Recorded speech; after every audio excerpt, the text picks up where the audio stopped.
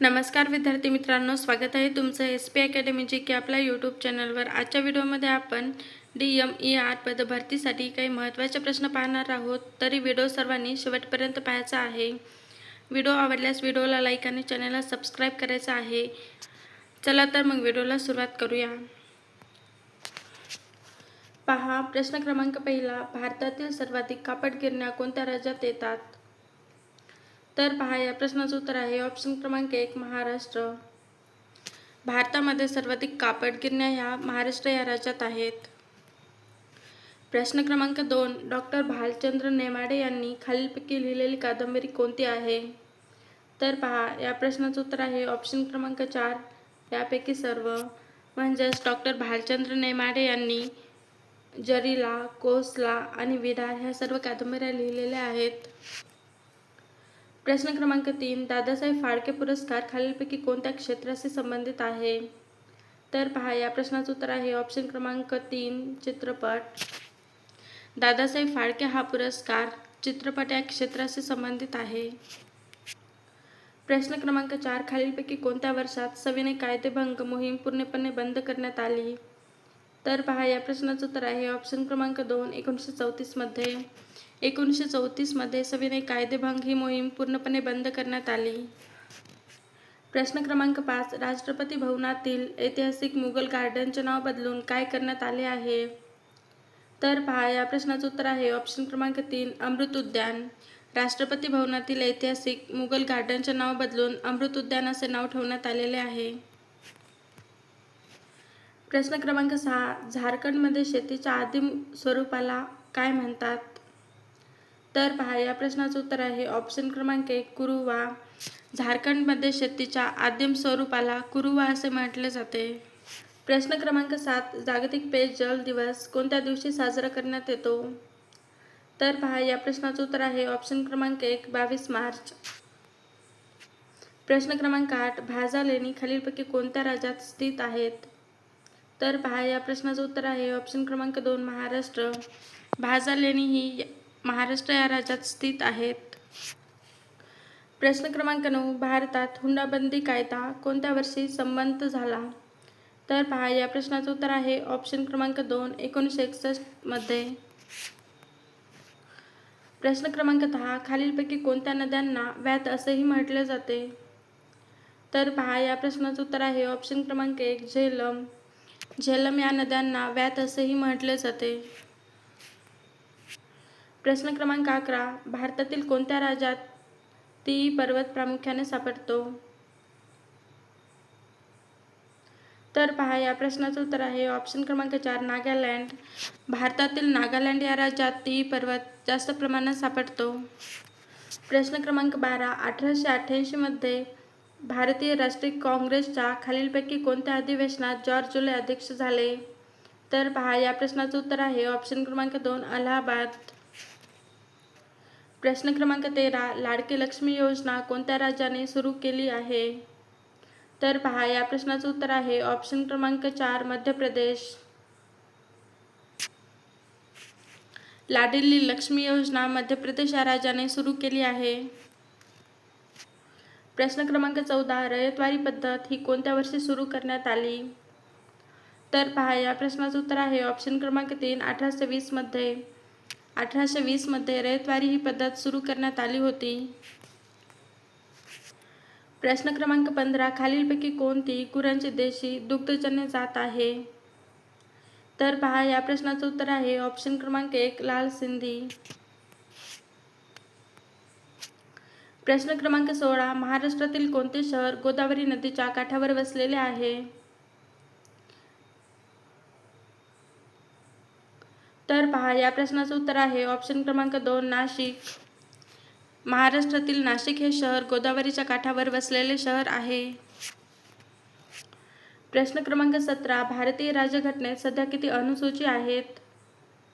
तर पहा या प्रश्नाचं उत्तर आहे ऑप्शन क्रमांक 2 12।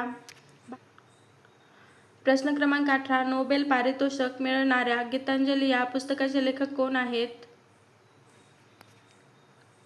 तर पहा या प्रश्नाचं उत्तर आहे ऑप्शन क्रमांक 2 रवींद्रनाथ टागोर। नोबेल या पारितोषिक मिळणाऱ्या गीतांजली या पुस्तकाचे लेखक रवींद्रनाथ टागोर हे आहेत. पुढचा प्रश्न, भारतीय संविधानात राज्यात राष्ट्रपती राजवट ही कितव्या कलमानुसार लागू केली जाते? तर पहा, या प्रश्नाचं उत्तर आहे ऑप्शन क्रमांक 2, कलम 356. प्रश्न क्रमांक 20, खालीलपैकी कोणते शहर भारतातील सर्वात प्राचीन शहर म्हणून ओळखले जाते? तर पहा, या प्रश्नाचं उत्तर आहे ऑप्शन क्रमांक 4, वाराणसी. वाराणसी हे शहर भारतातील सर्वात प्राचीन शहर म्हणून ओळखले जाते. प्रश्न क्रमांक 21, सध्या महाराष्ट्र राज्यात जिल्हा सत्र न्यायालयाची संख्या किती आहे? तर पहा, या प्रश्नाचं उत्तर आहे ऑप्शन क्रमांक 3, 29. सध्या महाराष्ट्र राज्यात जिल्हा व सत्र न्यायालयाची संख्या ही 29 आहे. पुढचा प्रश्न, घटनेच्या कोणत्या कलमान्वये बालमजुरी प्रतिबंध करण्यात आली आहे? तर पहा, या प्रश्नाचं उत्तर आहे ऑप्शन क्रमांक 3, 24व्या. प्रश्न क्रमांक 23, राष्ट्रपतींची बडतर्फी करण्याचा अधिकार कोणास आहे? तर पहा, या प्रश्नाचं उत्तर आहे ऑप्शन क्रमांक 1, संसद. पुढचा प्रश्न, poverty and British rule in India या पुस्तकाचे लेखक कोण आहेत? तर पहा, या प्रश्नाचं उत्तर आहे ऑप्शन क्रमांक 4, दादाभाई नौरोजी. प्रश्न क्रमांक 25, भारतीय सरकारने कोणाच्या जागी नीती आयोगाची स्थापना केली आहे? तर पहा, या प्रश्नाचं उत्तर आहे ऑप्शन क्रमांक 4, नियोजन आयोग. पुढचा प्रश्न, भारतात प्राचीन काळात कोणत्या राजघराण्याने स्थानिक स्वराज्य संस्थांना उत्तेजन दिले? तर पहा, या प्रश्नाचं उत्तर आहे ऑप्शन क्रमांक 1, चोळ. प्रश्न क्रमांक 28, खालीलपैकी महाराष्ट्रातील चेरापुंजी म्हणून कोणत्या ठिकाणाला ओळखले जाते? तर पहा, या प्रश्नाचं उत्तर आहे ऑप्शन क्रमांक 2, आंबोली. महाराष्ट्रातील चेरापुंजी म्हणून आंबोली या ठिकाणाला ओळखले जाते. प्रश्न क्रमांक 29, भारतात स्वच्छ भारत अभियानची सुरुवात कधीपासून झाली? तर पहा, या प्रश्नाचं उत्तर आहे ऑप्शन क्रमांक 3, 2014 मध्ये. भारतात स्वच्छ भारत अभियानची सुरुवात ही 2014 पासून झाली आहे. प्रश्न क्रमांक 30, भारतातील 14 व्यापारी बँकांचे राष्ट्रीयकरण केव्हा करण्यात आले आहे? तर पहा, या प्रश्नाचं उत्तर आहे ऑप्शन क्रमांक 2, 19 जुलै 1969 मध्ये. प्रश्न क्रमांक 31, खालीलपैकी कोणता रोग ड जीवनसत्वाच्या अभावी होतो? तर पहा, या प्रश्नाचं उत्तर आहे ऑप्शन क्रमांक 1, मूठदूस. प्रश्न क्रमांक 32, भारतातील पहिला व्हर्टिकल लिफ्ट सी ब्रिज खालीलपैकी कोणत्या राज्यात आहे? तर पहा, या प्रश्नाचं उत्तर आहे ऑप्शन क्रमांक 3, तामिळनाडू. प्रश्न क्रमांक 33, त्रिस्तरीय पंचायत राजची संकल्पना कोणत्या समितीने मांडली? तर पहा, या प्रश्नाचं उत्तर आहे ऑप्शन क्रमांक 4, बलवंतराय मेहता समिती. प्रश्न क्रमांक 34, 2011च्या जनगणनेनुसार खालीलपैकी कोणत्या राज्याच्या शहरी भागातील लिंग गुणोत्तर सर्वाधिक आहे? तर पहा, या प्रश्नाचं उत्तर आहे ऑप्शन क्रमांक 2, गोवा. प्रश्न क्रमांक 35, महात्मा ज्योतिराव फुले यांनी डॅश डॅश मध्ये सत्यशोधक समाजाची स्थापना केली?